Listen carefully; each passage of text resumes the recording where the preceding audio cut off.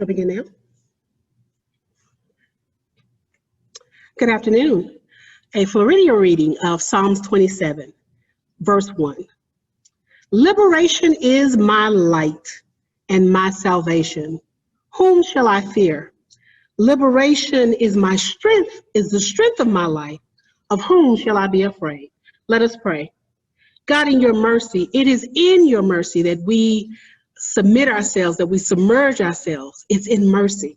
It's in mercy for cities and towns and hamlets and villages all over the world that we say, let mercy reign. And as mercy reigns and rules, and as we are merciful, we ask that power be lifted from the people and that the people's voices be heard. Heard by who, you ask, Lord? By you, by those who have power over, and for those who have power with.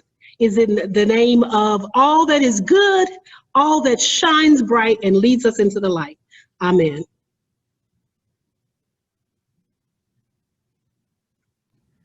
Good afternoon. So I presume that we've all had a chance to nourish our bodies, and now we want to continue to nourish our minds and souls with these conversations. For those who are new to the conversation, my name is Justin Merrick, and I serve as the Executive Director for the Center for Transforming Communities.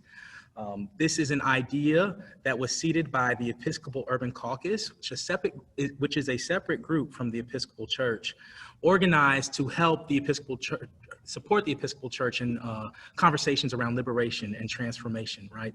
As they lean from kingdom into kingdom, right? And so, or as we, I should say.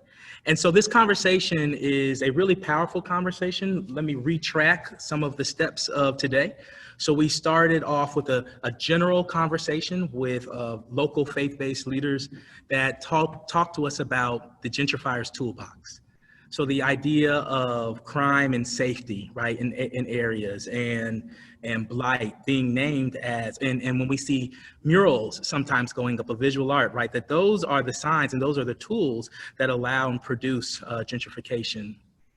And then we challenge the notion between gentrification versus redevelopment, right?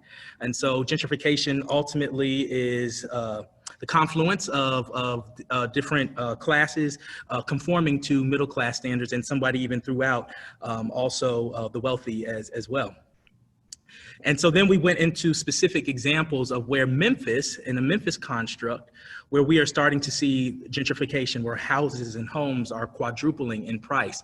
The historic community of Binghamton, where Pastor Keith Norman, Reverend Dr. Keith Norman, and Gwen Dillahunt from New Tyler AME, and the executive director of Overton Park Conservancy, and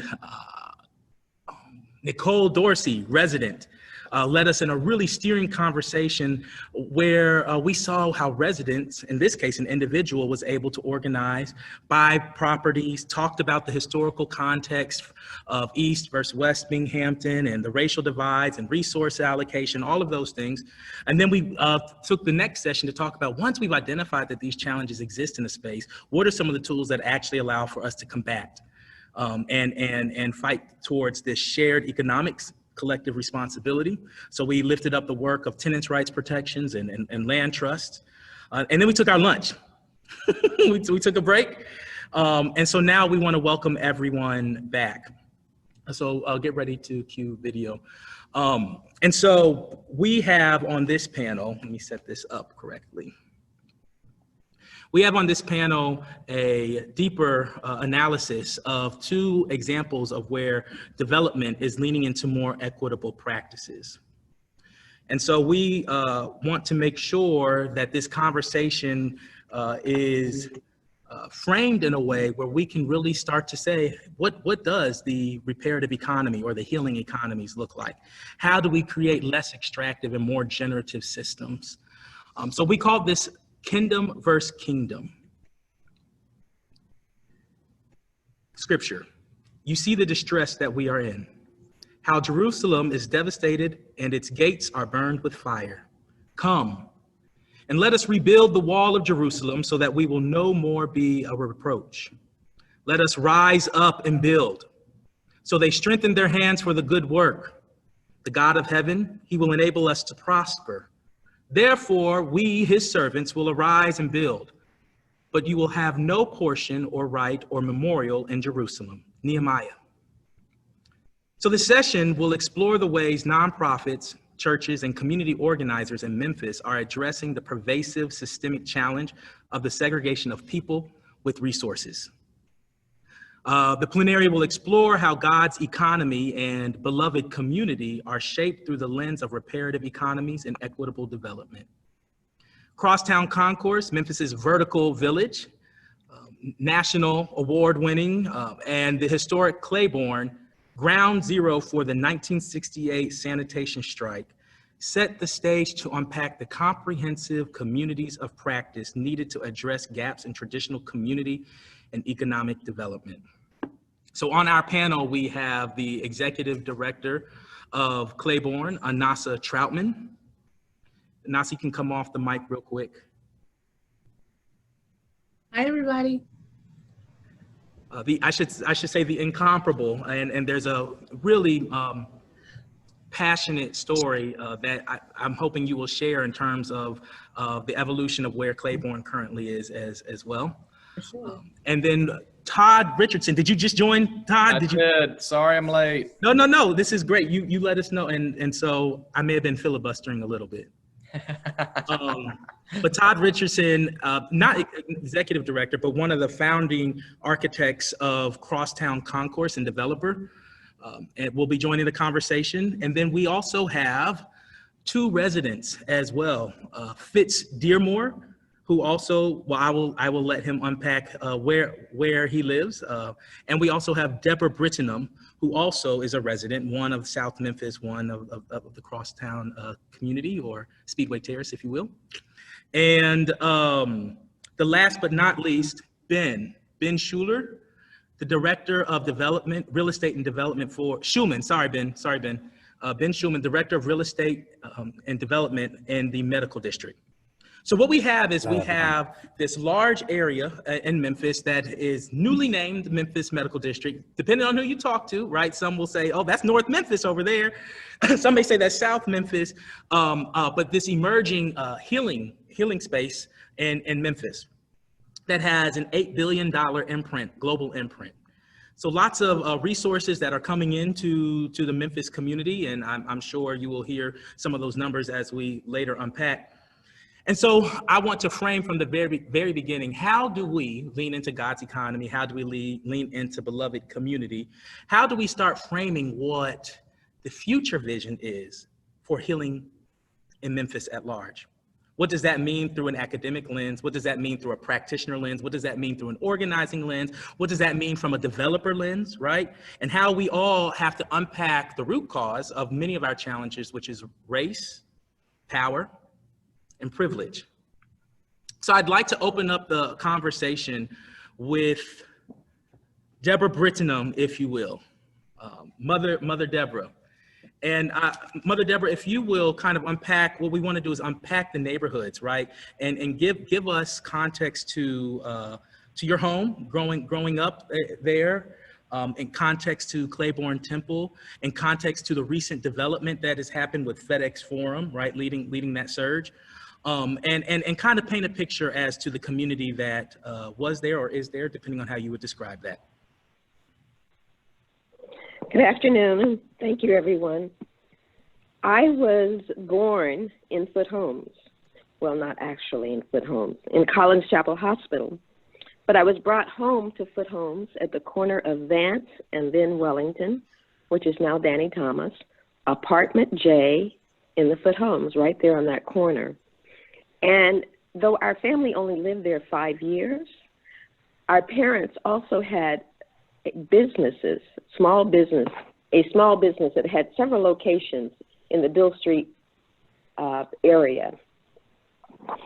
And so that community is really, I talk about it all of the time and how vibrant it was when I was a child. And as I grew up there were 4 funeral homes, all owned by Black people. Oh, by the way, I was born in 1949. I think you need context. So there were four funeral homes, all owned by Black people. There were grocery stores, a pharmacist who was Black, physicians' offices up and down the street. There was a historic Black college, Owens College, on Vance Avenue down the street. So it's a business college right there at the corner of Wellington and Vance. It was a very vibrant, and I remember it as a very vibrant community. The daycare center that I attended was in the basement of the church, Mount Nebo, and every single thing you needed was right there. Our parents moved to Foot Homes as newlyweds, and the neighbor across the alley and down the ways were Rufus Thomas and Lorraine Thomas. She was a nurse. And right across the alley was Miss Thelma. My mother sent me over there with my hairbrush to have my hair combed on occasion. I sat between her knees on the stoop.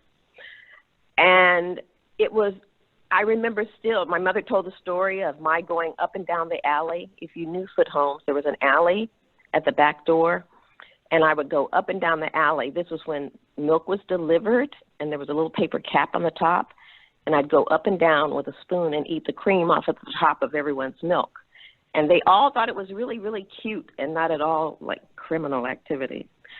So this is what I experienced, in addition to our parents running a business and all of the people in and out of that all day long. And it's the history that I try to convey and that I want people to remember about Foot Homes. I am Catholic and a member of St. Patrick now, and I came to that community, I don't remember if it was 1988 or 1989, but in doing so, I noticed that Father Hubbard is on the call, and I've never made contact with you, but I have been a member of St. Pat's and have heard of your work in the community for years.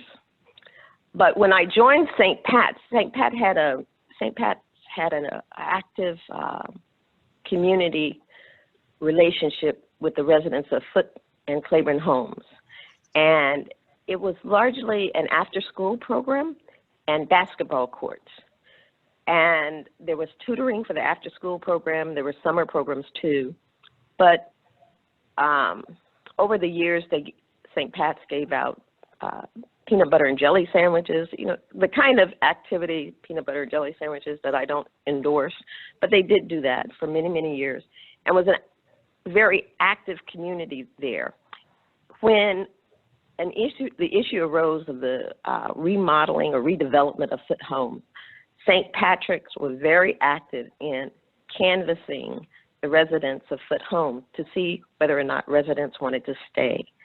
And this was effort led by a professor at the University of Memphis. His name is Ken Reardon, and some graduate students and the community of St. Pat's. And though that entity or those people went door to door and canvassed every home in Foot Homes about a resident's desire to have Foot Homes redeveloped. Now, that effort all fell apart at some point because there was, a pause in the HUD funding, and then was picked up, and then Foot Homes fell to development, as did Clayborn Homes, and is now being redeveloped.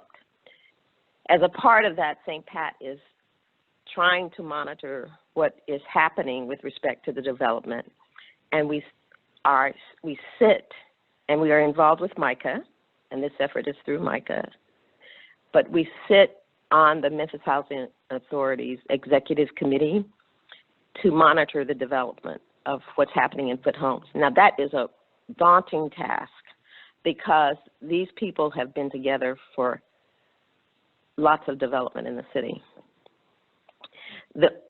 What we have managed thus far is to have the name Foot retained as a part of the former footprint of Foot Homes. So that part of the development is now known as, is known as Foot Park at South City. It's an ongoing work, and really my urgent message is that without maintaining and retaining the history of where we are in that community, we cannot hope to keep what was so rich for we as a Black community vibrant in the life of the development. And I just try to serve, try to carry the message. I do what is I call an African-American Catholic girl growing up in the South tour. It's all about how religion and Catholicism particularly played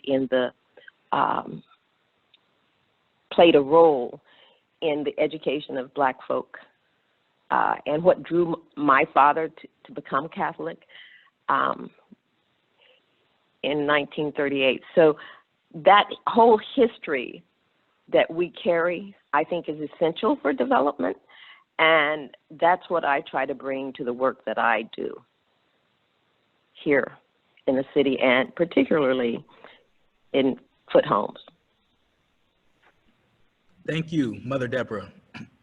And so what I'd like to do, this is to the panelists as well, is frame residential perspective, right? And then lean into how organizations and institutions started to unpack development efforts. So what I'd like to do is switch this then conversation over to Brother Fitz, and tell us where do you live, and how long you've been there, and how you lean into this conversation.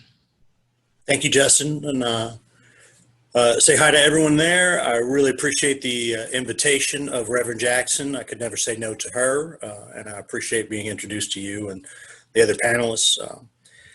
I am from Los Angeles, where we will hopefully tonight anoint the 17-time national champion Lakers. I am a Grizzlies stakeholder. I have held courtside seats. I was an original suite holder at the FedEx Forum. I love our Grizzlies, but as a SoCal boy, I will always be, Trojan Laker fan. And I've been told that my 20 years in Memphis means nothing to becoming a Memphian, that I will, only my children born here makes them Memphians. So I am not opposed to urban renewal. I am not opposed to even development. I have a strong dislike for gentrification. Up until literally this month, I was a stakeholder in Binghamton, former owner of Republic Coffee. We owned that building up until literally this month, when the tenant had come to us and said, we would like to own the property that we're conducting business in. And as a small business developer, I respect that. And so we sold that building to them. So I've been a stakeholder for over 10 years in Binghamton. So I've been there before the advent of the Green Line, back when we had a CDC that was trying to retain the character of the nature of the neighborhood, before the Airbnb boom. Who would have imagined 10 years ago that Binghamton was going to be a hot spot for Airbnb? I lived initially, not knowing any better, out in the county past Hope Presbyterian, where Walnut Grove left civilization, and found out that the culture and flavor that I needed to participate as a Memphian, hopefully, was down here in the city. I never understood bumper stickers that said a zip code was Memphis until I came to live down here. My wife travels the neighborhoods and had seen a house that was unoccupied for over a year. She tried to contact the realtor. The realtor never responded. She's a contentious and tenacious woman. So she pulled the tax records on the home, found that there was an absentee owner in California, and that the home was in a bankruptcy, but was in a trust. And so the sale of the home was going to be kind of prolonged. So we moved into Speedway Terrace, 4 years with it. We've done a lot of work to the house, not owning it, but finally this year in May, we bought the home out of bankruptcy, out of that trust, and we now are a part of Speedway Terrace. That being said, for the last 4 years, we have acted as owners in our community. We were a part of, we'll get to this part, we are a part of the North Crosstown Homeowners Association, even though with a group of folks here, we actively fight against that name because we feel that it is a marketing tool of gentrification. This is Speedway Terrace historically. Anybody who lives from Tutwiler up to Jackson knows they're in Speedway Terrace. It's only the folks facing North Parkway within a block or so that are hoping to cash in on the name Crosstown who seem to be embracing the North Crosstown community name. That being said, in these 4 years, we have fought in zoning and planning and finally with the city council to extend the National Historic Overlay to get the full protections of a process that was started in the 70s and never completed. You have all these neighbors across the street from Watkins there in the Evergreen Valentine who completed that process long ago. You know, everybody who lives down in the IC areas, they've had those protections, but we didn't have those protections in place here. And 4 years ago, as we moved into the neighborhood, Crosstown was opening and there weren't a lot more white people walking around down here, but there were a lot more white owners down here. We found a lot of properties being purchased by folks that lived out in Germantown and Collierville, which and I'm not shy about this, I refer to as the land of blonde-haired and blue-eyed people, because that's not what our neighborhood looks like. Our neighborhood looks like historic, multi-generational African-American families. We have churches within the neighborhood. We have a community center within the neighborhood. We have group homes for people on disability and SSI. We have a good, strong, ethnically Asian population, and we have some white families. But it is a real African-American, historic, multi-generational neighborhood. When you get into the neighborhood, and Speedway Terrace, we quantify as from Watkins to the freeway and up to Jackson. I know there's a lot of folks who will argue that if you're not in, you know, Smoky, or if you're not in Bickford or something, you're not in North Memphis, but we're north of the Parkway. So we're in this kind of no man's land. And a lot of people don't understand the reference to Speedway Terrace. They don't understand the folks that in the 70s fought to make sure they retained their name and got the status for this neighborhood. But it's important to us to recognize, especially because I'm not from here, I learn the historical context. I like anthropology. I look at who's in my neighborhood and how they can be supported. The city came and took down the Speedway Terrace sign that was out on the corner of Faxon and Watkins and put up a newly branded Speedway Terrace sign. And I had to petition to the city to get the sign back. And it's sitting in my living room, much to my wife's chagrin. And we're hoping to build a little monument out on the corner of Faxon and Watkins that will recognize the work of folks in the neighborhood and hopefully be a constant reminder to them as we move forward. I understand infill and the city's desire to change tax bases. I understand the need for equitable and fairly priced housing. And I understand what happens being from Southern California. I've lived through this before when we started calling North Long Beach. North Long Beach was because people didn't want to call it Compton because Compton sounded bad on the news. When Linwood, which was called Lily White Linwood, changed their name to Lakewood because they didn't like the connotation of a racist city. I benefit from Crosstown. I bought my house at a fair price, but I know that the value will increase and there's nothing I can do about it. Unfortunately, I have a 19-year-old daughter who plans on being a teacher who has let me know that this is her forever home. When she gets done at Rhodes, she will start teaching and she will always need a place to stay because the Lord knows we are not fairly giving cash to those who are raising our children for us.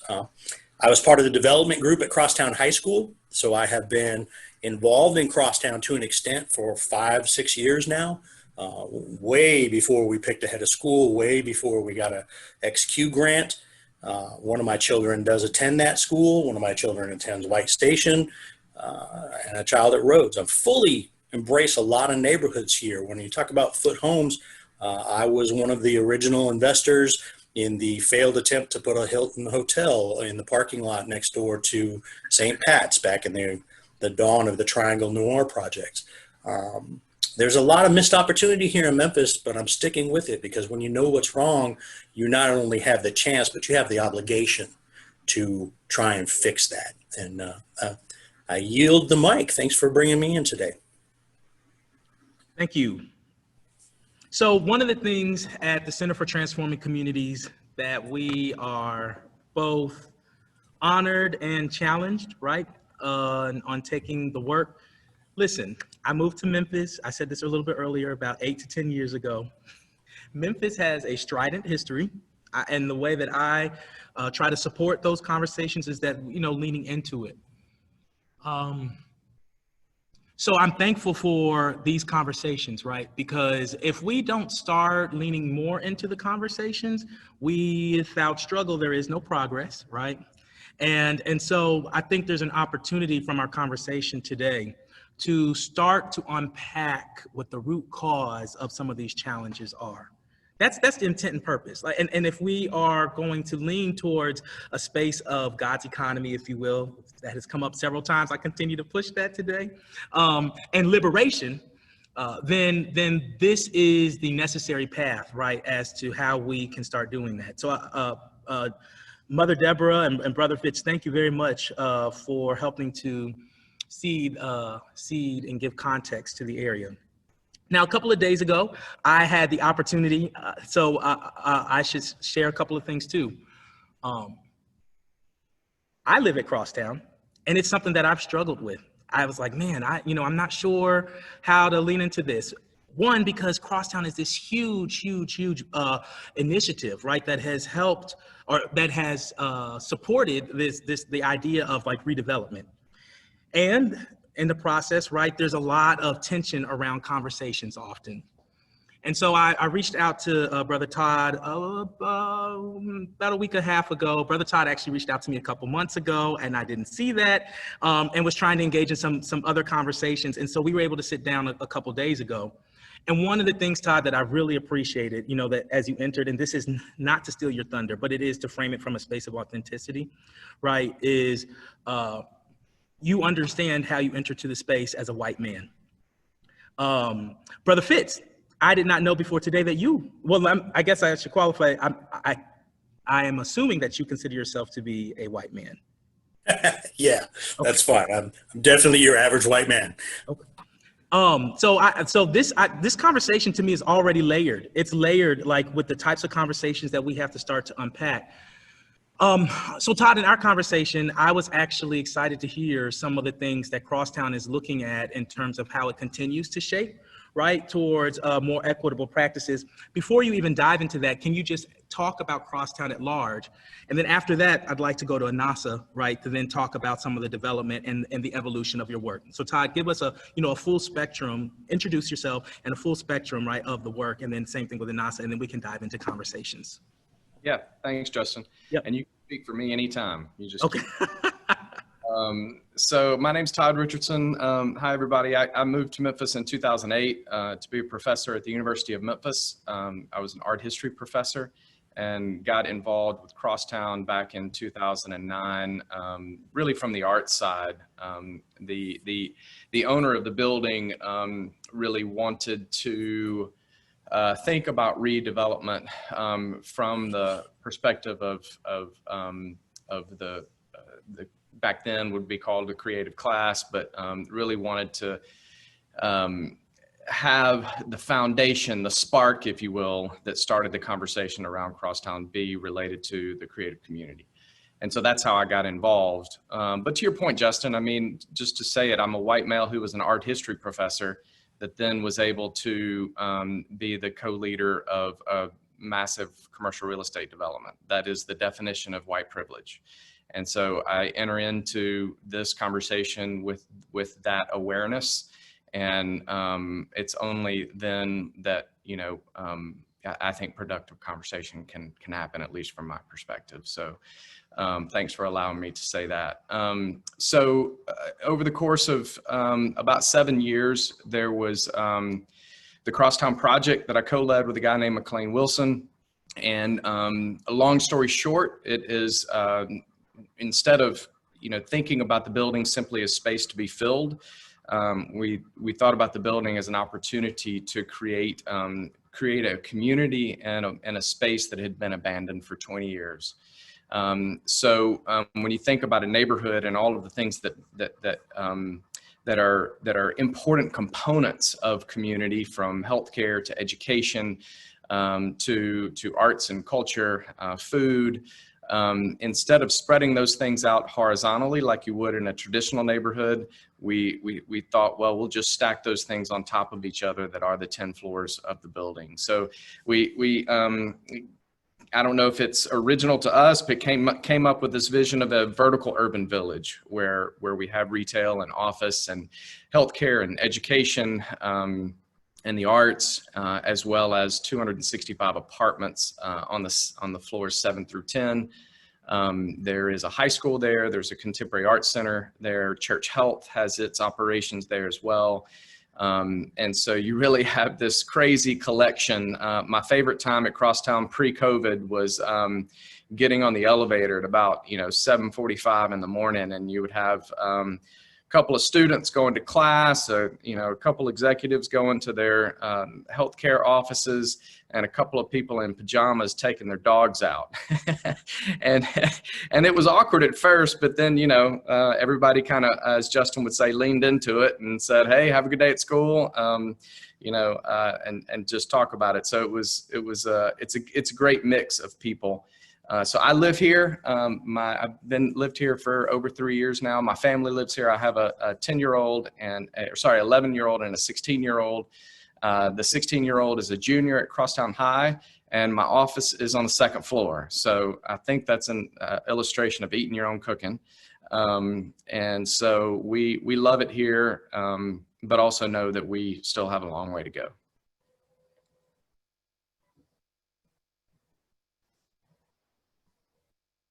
Thank you. Thank you, Todd. And then would love to pass the baton to Anasa for an introduction. How do you come into the work? What brought you here to Memphis?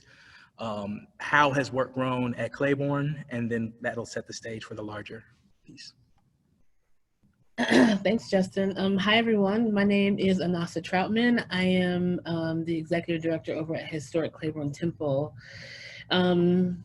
I am not a developer. I mean, I wasn't before now. I guess I am now. But 3 years ago, I was an artist and a storyteller and an entrepreneur who came to Memphis because I had a funder here. I have a girls program called She Electricity, and the Memphis Music Initiative was our first donor. So I was coming back and forth to Memphis, living in Nashville. And someone told me I should drive by Historic Clayborn Temple, which was just called Clayborn Temple at the time. And I did not know the history of the building. I was told by someone I trusted. They were like, "You need to go by there, just trust me. You're gonna love that place." And I went in, and my artist brain literally exploded with stories and colors and sound and the history of that building. And I met the folks who owned it and who were developing it, and I just offered myself as a resource because I had learned the history of the building. Because of what I do for a living, I'm a producer and a cultural strategist, which means that I leverage storytelling for social impact. That's what I do for a living. That's what I've always done since I got out of college. That's what I've always done. And spending so much time in Memphis, going back and forth, like, it's a city that I fell in love with because this is a place that, to me, felt like the place where the future of America should be decided because of the richness of the culture here, because that there's so many Black people here, and because of the condition of the communities here, to me, are really like the result of the history and the story of America. So for me, Memphis is ground zero for the future because it is like the most concentrated version of the story of our past that I've ever lived and that I've ever found. And so it was exciting to me to come upon this building that held so much of the history of Memphis. For those of y'all who don't know, I hear some of y'all are from out of town. Historic Clayborn Temple is the it was the headquarters for the Sanitation Workers Strike of 1968. And the reason why that's important is because that was a movement for me that really exemplified the conversation about the intersection of race, class, and militarism, which was kind of the banner that King was carrying the last year or two of his life as he was building the sanitation workers, the Poor People's Campaign and all the work he was doing. And the reason why he came to Memphis was because he saw the evidence of his vision for America in Memphis. And I believe that that evidence is still very much alive, and that's the reason why I moved here. Because when I came here, I was asked to produce a story. Justin and I and a couple other people who we love so much co-wrote and produced a musical about the sanitation worker strike for MLK 50. And what I had to do, because, you know, when you're writing stories, you have to do a lot of research. And so I'm in a new place, I'm writing this historic story, and I'll have to know as much as I can. So I'm just reading articles, reading. And I came across an article called Memphis is Burning that told the history of Robert Church, who was the first African-American millionaire in the entire country, who was a former slave, who is biracial, whose father was also his master and also his commander in the Confederate Army. It's a very complex, it's like the epitome of America, the most complex story around race and class you could ever have. And this man, you know, fast forward, became the first Black millionaire and laid the groundwork for, I think, the kind of neighborhood that Deborah talked about earlier. So when I read that article and I'm like, hey, this neighborhood, I'm looking around and there's literally blight everywhere. Most of the buildings have been torn down. It's, you know, and I'm like, but this neighborhood was a integrated middle class, full of entrepreneurship, full of culture, full of the thing that the thing that the gentrifiers say that their goal is, like, it already was that. And it wasn't that when I moved here, because it was literally diabolically, intentionally dismantled by the white power structure here in Memphis, starting with the legacy of Robert Church seizing his land. Those foot homes that we heard about earlier, that used to be Robert Church's land. His land was taken by the government and given, all the things. Welcome to America, everybody. Woo, yay, we love it here. And,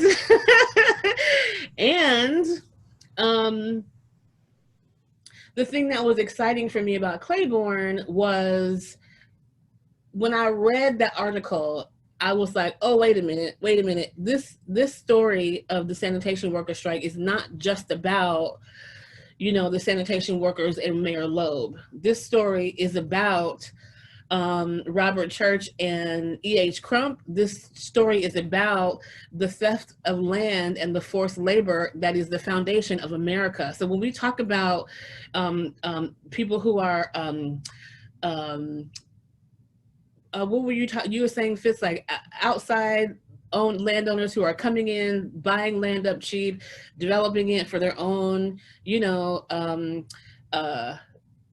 money making, I guess, and not thinking about the culture, the history, the residents. Like that is actually an activity that's baked into the culture of our country, right? I know that it sounds dramatic, but the truth is you can actually draw a line from imperialism to gentrification. I know that sounds dramatic, but just stay with me, right? Because we're talking about folks who feel like they have the right, like, that piece of land looks really good. I bet I can make a lot of money. I'm about to go get it. And I'm going to do it without concern for the folks who live there, without concern for their future, without concern for their past. And, you know, like Fitz was saying, the idea of developing a community and making it making it in a way that it serves the folks who live there is really a beautiful vision. But when we do that and we do it in a way that's not holistic, and we're not thinking about the wealth building and the security of folks who have been there this whole time, that have made that place what it is, then that becomes something else, right? Then that's no longer about the community. That's really about the owner, right? Which is, again, our history as a country has really been about protecting the folks who are in the owner's class, and everybody else can just figure it out or not figure it out. So that's a long way to say that when I had that realization that Crump and Church were really the ancestors of the legacy of the sanitation workers and Mayor Loeb, I was like, whoa, this work that we're doing at Clayborn Temple about restoring the building is not really about restoring the building. It's about restoring that legacy and restoring this neighborhood. And we have to figure out how to restore this building and have that be really a commitment to the restoration of this neighborhood and the people who live here and have made this neighborhood what it is. And so there's another really long, really dramatic story that I won't go into, but I went from being a consulting producer, co-writing and producing a documentary, a musical, all the way to being in charge of not just the program, but like actually restoring the building, raising money to purchase the building from the folks who owned it, because I felt like they were being really irresponsible and out of integrity. Long, dramatic story. And so like spent the whole year last year raising about $1.5 million, started a new organization, Justin's on the board, and we purchased the building in December. And so we really have— Say that again, Anasa, you what? We raised about $1.5 million and purchased the building, Historic Clayborn Temple, in December. And we did that because we knew that this was my big lesson in 2019. Okay, changed my life. It doesn't matter how big your dreams are, how much integrity your dreams have, how restorative your dreams are going to be, how much you want to do for people. If you don't have control over the resources, they don't matter. Okay? I want to say that one more time. It doesn't matter what your plans are. If you don't control the resources, they don't matter. Because what happened to us is we had these amazing plans. Yes, community building. Yes, all this amazing stuff. And the person who controlled the resources changed his mind because his feelings got hurt, and he picked up his toys and he left. Even though we were like, hey, but this is important for Memphis, this is important for Black people, this is important for the country, this is important for us to talk about, you know, the extension of King's legacy. Like, we have to do this work in this way. He didn't see it that way. But because we didn't control the resources, he got to say, actually fire everybody today, literally fire everyone today. We're selling the building to a developer, and nice knowing you, is the conversation that we had. And I was like, no, the hell we're not. And we paid everybody's salary for 2 weeks. We went and raised money, and then I went and kept raising money for the rest of the year, and we bought the building, because we have to be able to put more and different people in control of the resources, right? We have to be able to put more and different people in control of the resources. If the people of a neighborhood don't get to have control over the direction and the resources that go into that neighborhood, then gentrification is literally inevitable. Okay. Even if you're well-meaning and you think that you're doing the right thing and you want to do all that, like, you gotta relinquish control. I'm done. And we're about to lean more into it, but one more introduction. And so that's, I think, a great segue, right, into the resources that exist abroad. And so, Brother Ben, I know you are new to Memphis. So talk a little bit, what attracted you to the work? What brought you to Memphis? And what is the work that you are currently doing? And understanding that Ben's work is a connecting space between Crosstown, which exists on which Clayborn exists on the south side of this middle downtown area, and Crosstown that exists on the north side. Yeah, so first of all, thank you for allowing me to participate in the discussion. Quickly fits, I'm also an Angelino, so I will be rooting for the Lakers with you this evening. There are so many currents of what both Todd and Anasa spoke about that I want to pick up on.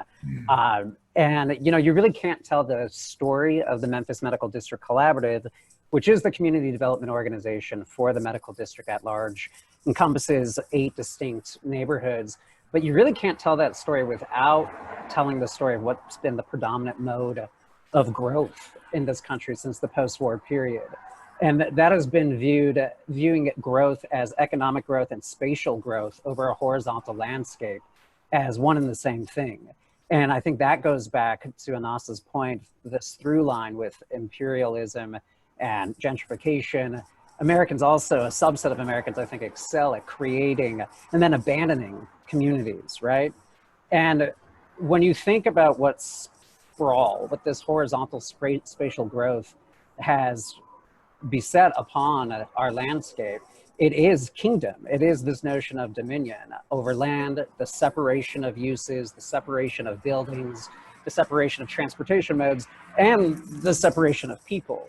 And this has become codified through zoning laws, through the separation of space, and it gets codified into law and financing as well. So then the only thing that you can easily get financed as a developer is the sprawl that is predicated on the separation of all of these elements of what could be integrated communities in every sense of that phrase.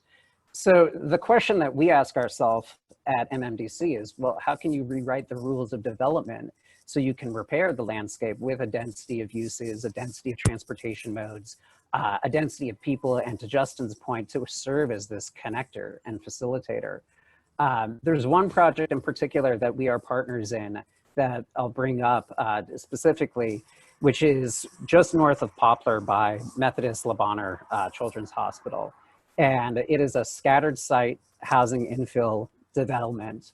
And the idea there is not only to produce workforce affordable housing for people who are working at those institutions in the medical district, but also the actual work that is going to, the people who are going to develop these projects are part of a cohort of emerging developers that we want to give the resources and the tools to develop incremental infill projects. So they're trained with an eye attuned to how you deliver this sort of housing.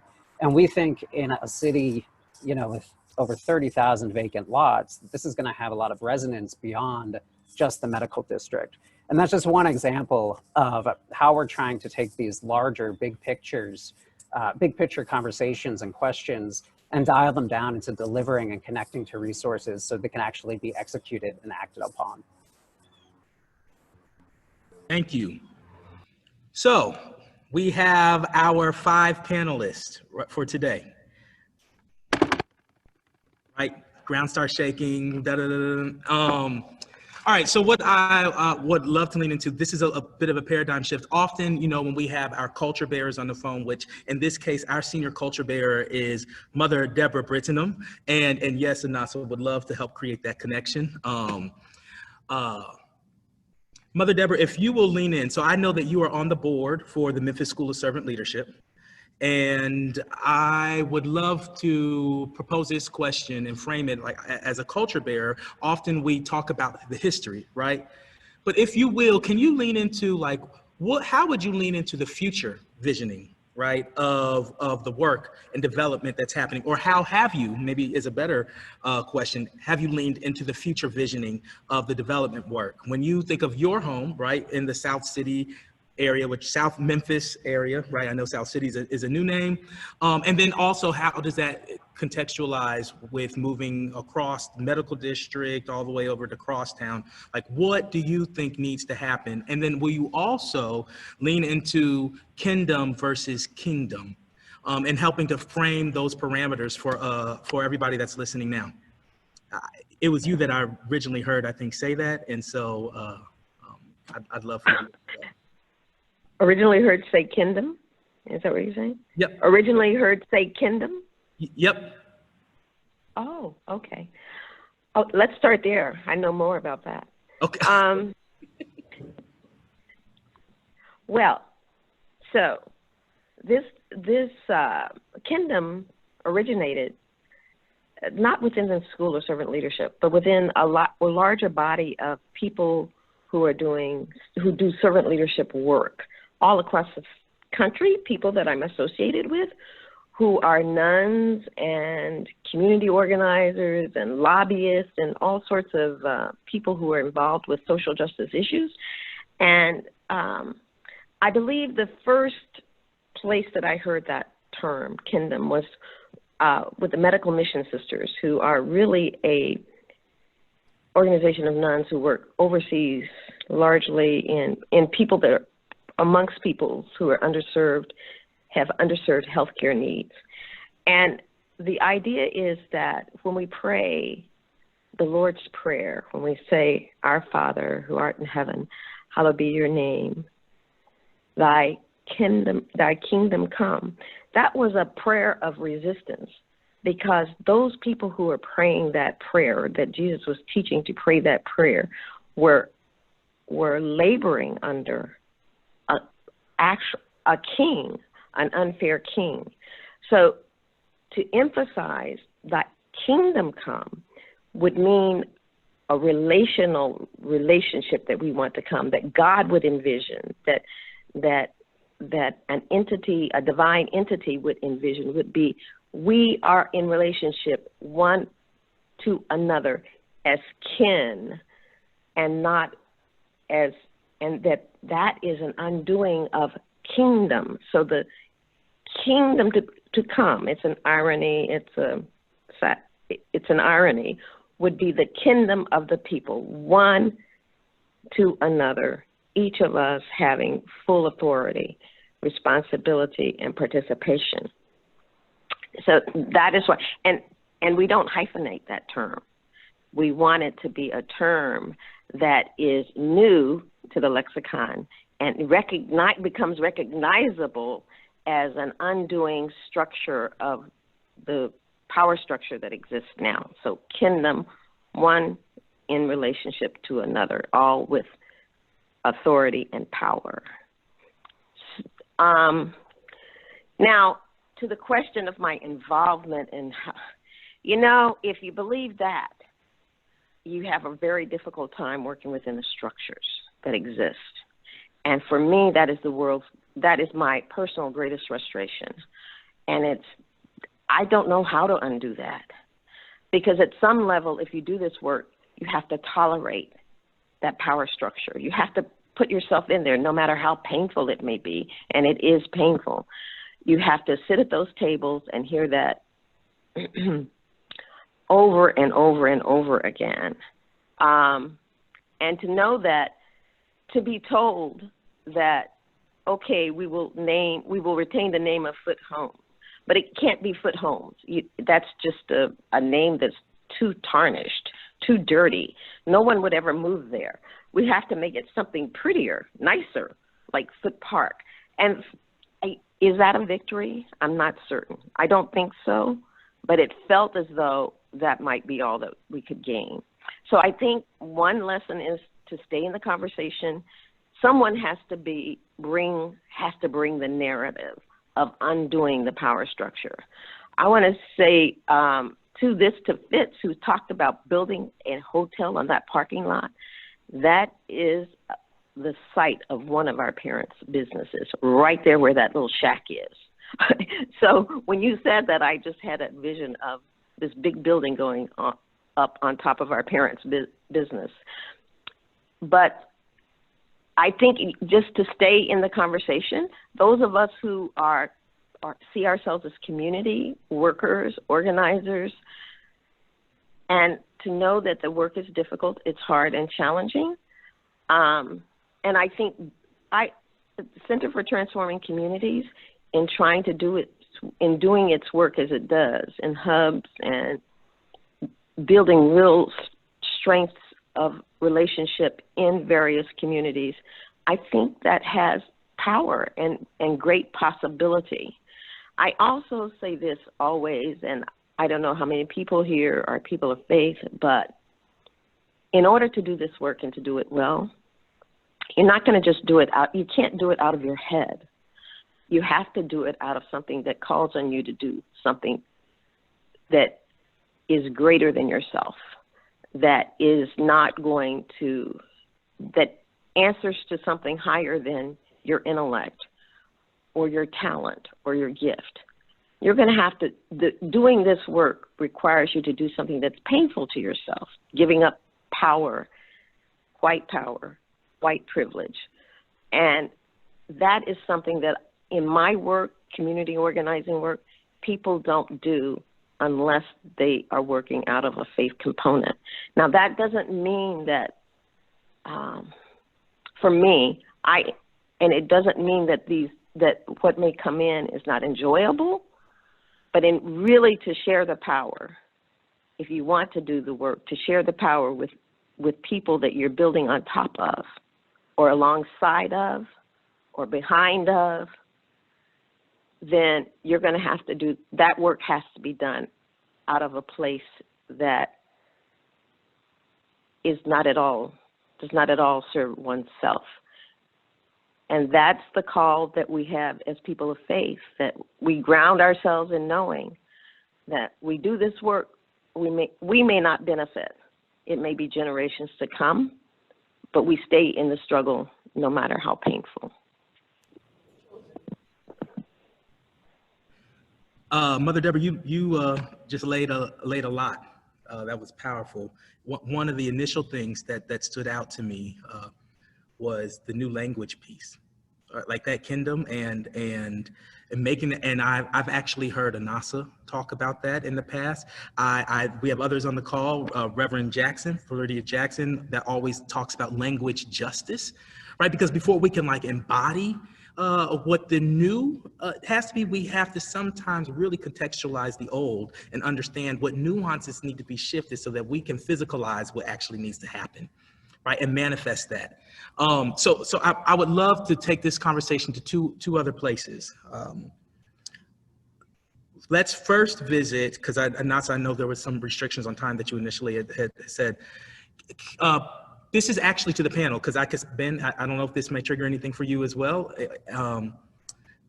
or Todd. Talk to us about future.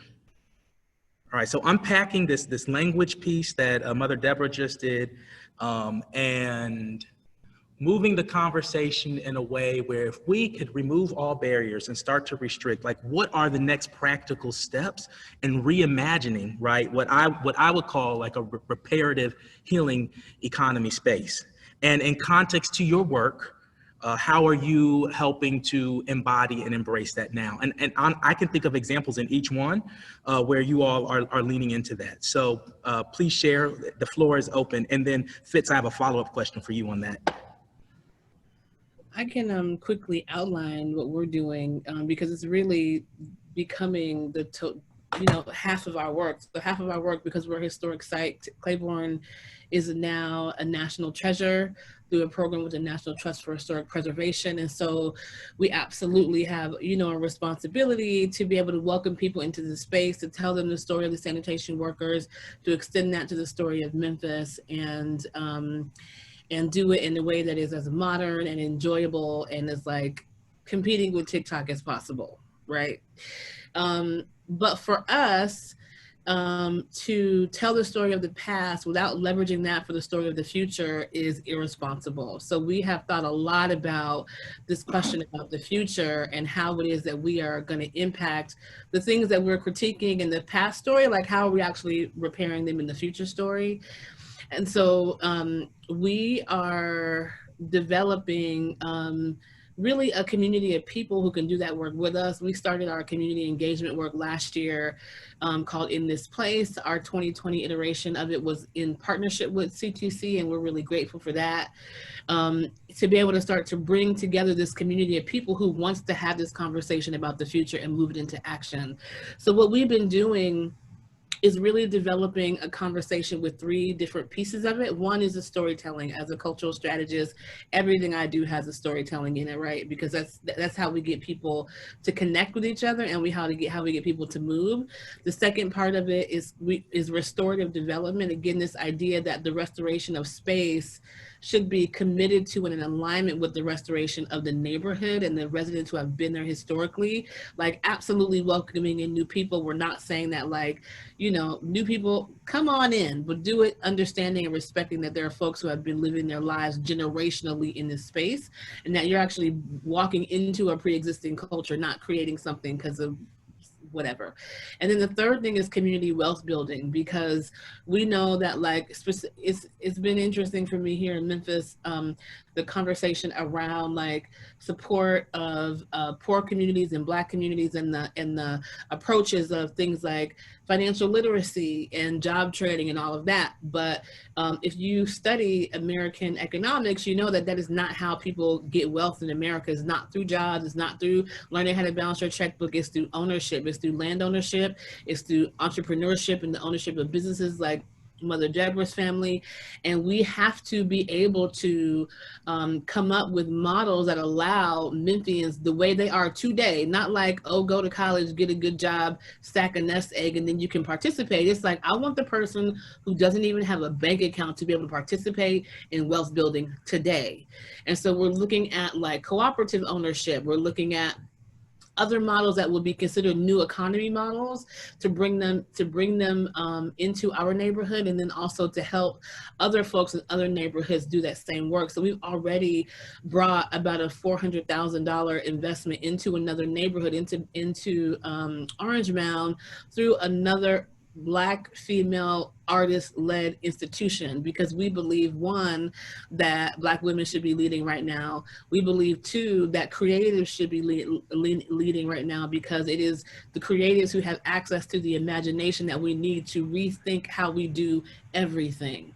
And so we're leading into investing in those folks, especially ones who are connected to community, because we know that their work is going to have integrity. We know that their work is going to actually not just put them in charge, but they're going to take the resources that we can bring and actually do that work collaboratively and in community with the folks who are going to be who are closest to the center of the issue, but two, who will be most impacted by whatever happens next, whether it's to their detriment or to their good. And so we also finally are working really hard to build financial infrastructure to be able to receive capital and to support folks who want to have access. A lot of times in conversations that are this big, folks cannot be supported financially because they don't have the infrastructure that they need to be able to receive the amount of money that can be transformative, right? So where is the Black Family Foundation in Memphis? Where is the community foundation that is really focused on, infrastructure in Black communities? It doesn't exist here. And so I have built out because I'm also an entrepreneur, so through my for-profit, I've built out Big We Capital, and we've built infrastructure for both philanthropic deployment and investment into communities. And so like we're talking about educating people around new economy work, continuing to build community for that new economy work to be collaborative, focusing on land acquisition, land development, and entrepreneurship for the least of these, and making sure we have infrastructure to be able to receive and deploy funds in a way that is economically just and considering everybody. Real quick, Anasa, I'm not sure if you're able to talk specifically. I know you had a couple of other projects you were doing in other neighborhoods. Are you able to mention any of that now or no? I think what I said is enough. I don't want to, violate, but just know that things are happening and that we are doing our best to support folks who have a vision of collaboration. I have to say this one thing before I stop talking, because I think it's really important that we realize that like what we're up against, because so much of what we do is unconscious and so much of what we do is really baked into the structure. But I don't know how many people know that the reason that a no-knock warrant was issued when Breonna Taylor was murdered, it was because there's a developer who wants access to the land that her house is on. And so this developer putting pressure on the mayor of the city, who then put pressure on the police to go get the undesirables out of the neighborhood, is what led to Breonna Taylor's murder. And so like when we're talking about race and class and militarism, like that's it right there. We have a landowner who is putting pressure on the state to use the police as an instrument of the state to terrorize Black families and literally murder them. And like, again, I know that sounds dramatic, but this is what we're dealing with. And if we want to be able to live in a different way, we must be conscious about the ways that we're participating unconsciously in the instruments and the systems that have been in place literally since the Mayflower got here, y'all, right? Like, we got to be having that level of conversation if we want to do something different in the future, because what we have been doing is recreating harm. We've been recreating harm, even those of us who are trying very, very hard not to. And we got to know what we're doing in order to reimagine the future. And that's where I'm going to leave it. And drop the mic. For having me. Drop the mic. Let me say real quick, Anasa, because I know time is working a bit against us. We have about 10 more minutes. Really appreciated you lifting up that narrative. So that goes back to the lion and the hunter African adage that we shared earlier. One, that was the first time I've ever heard that narrative. And even if there's a different spectrums of what that narrative is, just to know that land ownership, right, was a piece of that, I think is incredibly important to the conversation that we are having right now. So I also want to offer, before I ask my question to Brother Fitz, Brother Ben and Todd, could you share like some of the ways that you guys are also leaning into equitable spaces? Like I know there's living wages and some, I know there's affordable housing that Todd, you've been able to integrate. Ben, I know a few projects that you're doing. I don't know if you're allowed to talk about some of them, so I'll leave it up to you. Todd, do you want to? I have just one very specific example, and then I'll pass it on. So, Anasa, can we talk please soon? A lot of what you said, it's just the systemic nature of everything. I mean, when you do a big project, the bankers underwrite it, which basically de-risk it.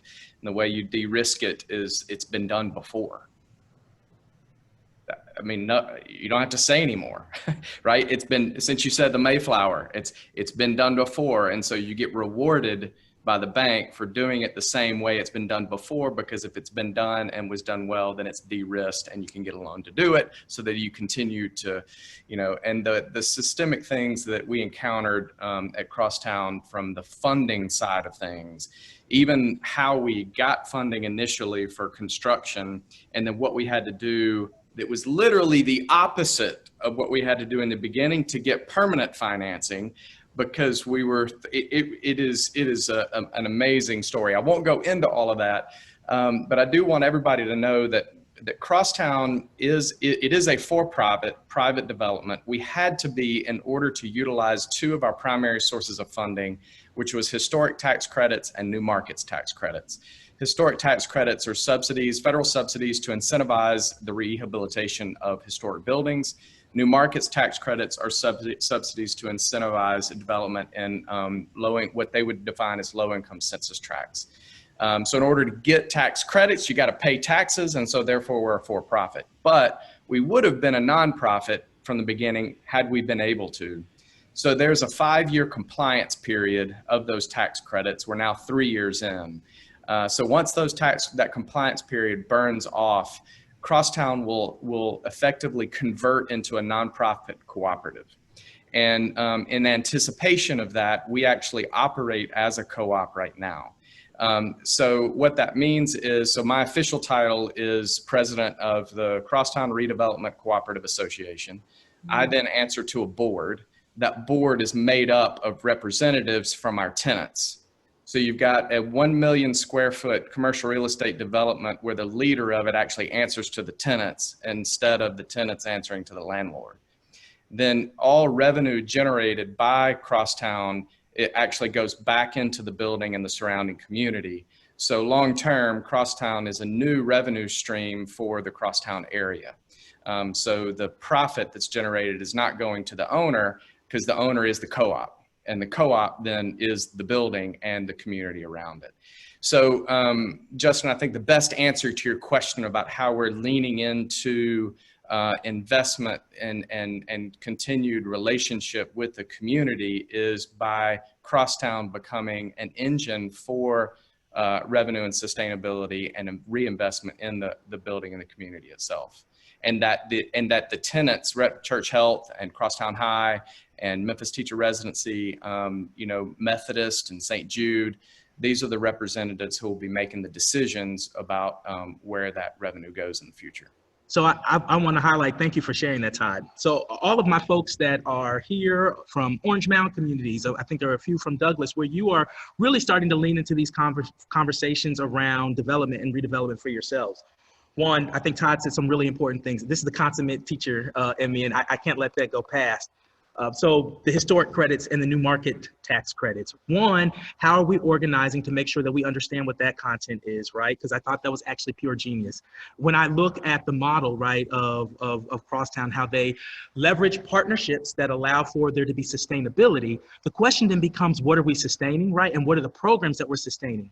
And then the programs go back to this cultural piece. Well, if they can go back to this cultural piece, and the cultural, and they should, right? And the cultural programming goes to how we sustain and preserve our own culture in the neighborhoods or communities.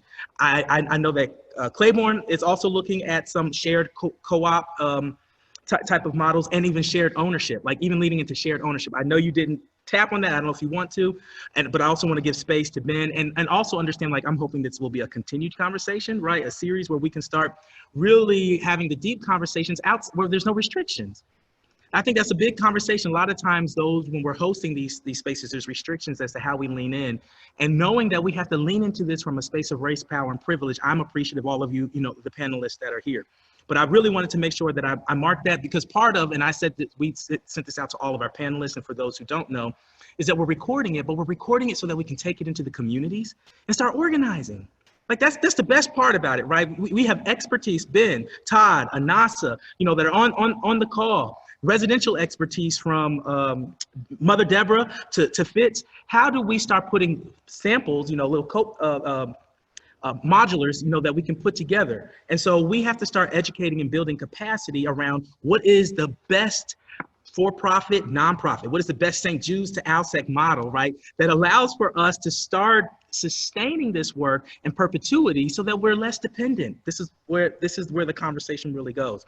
So thank you, Todd. That was, and for those who don't know, like, there's so much, I'm still learning and trying to unpack it, but there's so much to learn from, like, the infrastructure by itself that has been set up for sustainability, where it allows for there to be a mixture of affordable housing spaces, right? And I preface that because there's always room to grow, right?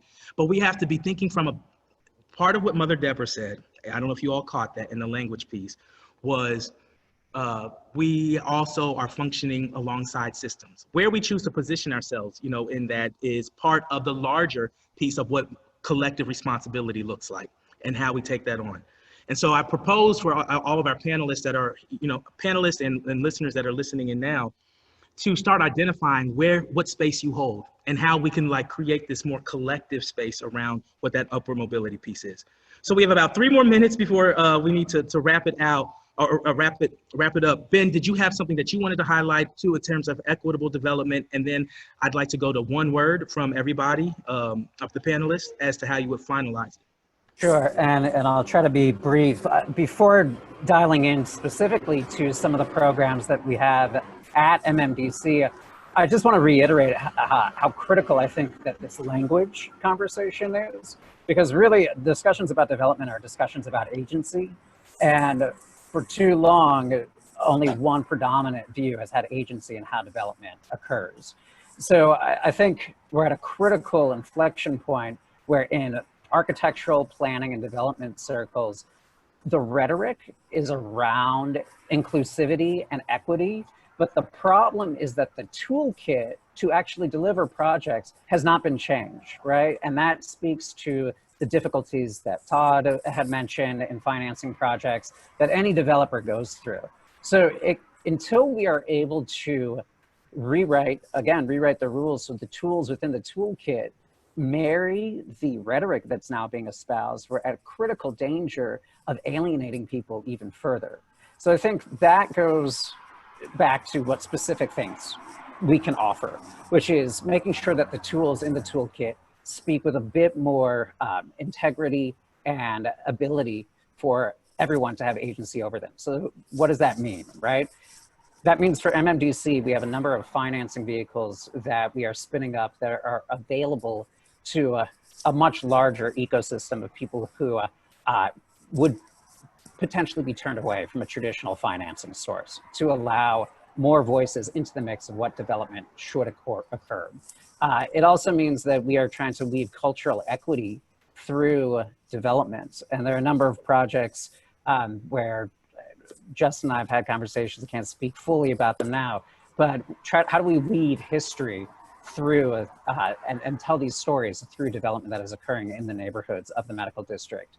And then I think it's increasing access through things like organizing community groups to participate in the development process, and then evaluating ways of increasing access towards investment in community-based projects.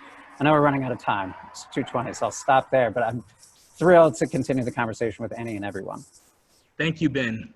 And before we also be thinking, Todd, Ben, Mother Deborah, Anasa just signed off, but she gave me her, be thinking about one word so that we can wrap this up. But before we do that, Brother Fitz, I heard you mention that you have a daughter at Rhodes. I heard you mention you have a daughter at Crosstown. Talk about future work. What seeds are you planting with your daughter, right, that help to address this larger healing economy that we want to be able to lift? Well, I need to say one thing about the tax. Okay. Tax incentives are game. No offense to Todd, no offense to Ben, but we have seen the rampant abuse by the 5 development families in Memphis of tax incentives. The Loeb Hotel being built at Overton Square, where they got tax deferral status because the parking lot they took that was occupied 100% all day, every day, and they got the city council to say that it was blight that they were curing, and that's how they got a tax incentive to build a hotel. So we have to call game when we see game, and that's part of dismantling the system. That's part of learning about those products, and tax incentives are products for development, so that everybody has equitable access to use those. If you or I said our 100% occupied parking lot was blight, I doubt the city would call it that and defer the taxes on that property for us. So, let's call game. My daughter being at Rhodes, she's there on a Bonner Scholarship, which is a scholarship of service. It is a scholarship about staying in Memphis and doing what's right by Memphis. She is very grateful to have that. Being a part of the Crosstown High School community and developing that school, this all goes back to birth. I am an active parent. I am active in every aspect of our children's lives. That started with Montessori School on Mud Island and has continued through to where they are today. That includes using our privilege to be a part of projects like Bridges downtown. Our children have each spent 5 years at Bridges and have developed past the basic concept there into the more advanced partnerships that they have there and fellowships such as Change, working with the LGBT community on theater in Memphis to make more equitable access for all people to the theater community. And so, my daughter at Rhodes, she works with different organizations within the school about consent, cultural change. It is a privileged school that is majority white. There's a lot of equity issue going on just within that school. So she has all day, every day as a future teacher to be looking at how the system she's benefiting from a privilege can change. Mr. Alvarez, thank you for chiming in. I think Rhodes is a perfect example. And like Todd said, being able to recognize myself as a person of privilege, that everything I do, let's face it, when I walk out the front door and look at Crosstown, the shadow of Crosstown each morning, which I see from my porch, I did not walk out the door and have to think about being Black. I did not have to think about my race because my privilege says I have access to all of that. And my daughter understands that, and she sees it all day, every day at that university. Also, I wanted to comment about the hotel downtown. That Hilton Hotel that we tried to build there, I was just a minority investor in that. That was going to be only the 6th minority-owned 5-star hotel in the Hilton system. It was planned from day one as a minority-owned hotel, and Memphis could not get out of its own way to make that project happen. And I think those are some very valuable lessons that we have.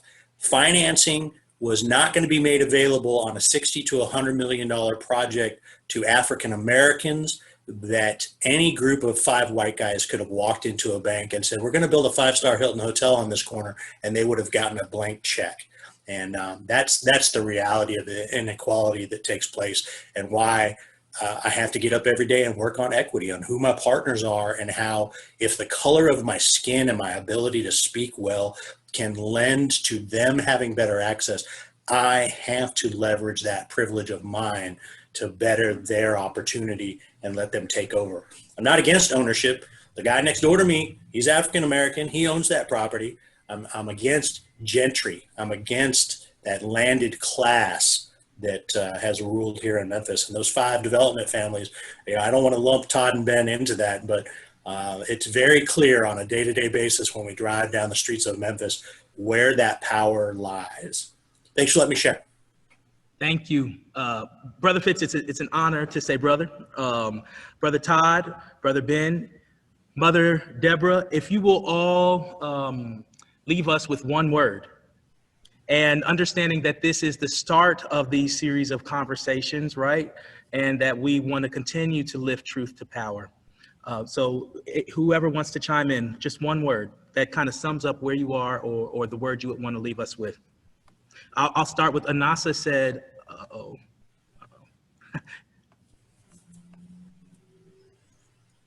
I have to go back and look at my notes. But if you will tell us your one word. My one word is proximity. Thank you. My word is agency. My word is challenge. My word is empowerment. Thank you, Candace. Mother Deborah? My word is 3, stay in it. And Anasa's word was belonging. Thank you all. We have a next session that supposed to start at 2:30. We will begin it at 2:35. This will be moderated by Regina Walker, but it starts to lean into the public health conversations, right? We have models come from Atlanta and the Bay Area as to what public health means, right? When we talk about race, power, and privilege, what does that mean? Is that a pandemic in itself, right? And what does that mean in context to the evolution of Memphis and the ecosystems that we're trying to create here?